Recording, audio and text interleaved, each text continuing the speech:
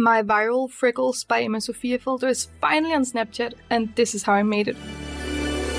Give me that loyalty. Cause I'm taking the world, you'll see.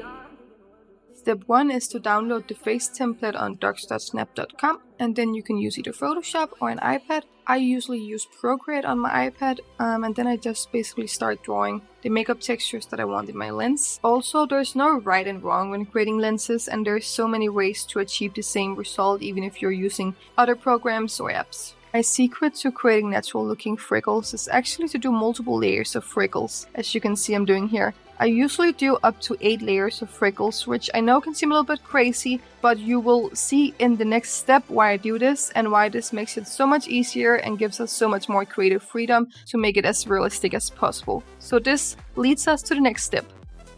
Step 2 is to download or open Lens Studio and import all your makeup textures. Then you just start adding the face mask, and as you can see here, I'll just choose my first texture, which is blush, and then I choose the blend mode and just control the transparency, and then I actually just duplicate my face mask. I think this is so much easier, and go to the next textures. And then for the freckles, as I mentioned, I usually have up to 8 layers of freckles because now it's so much easier to control the transparency, which will help us create dimension and depth, which will make it look so much more realistic. And then I just keep going until I've added all my makeup textures into my face mask. And once we're done doing this, the lens is ready and we can publish the lens. And now you can go and try it for yourself on Snapchat.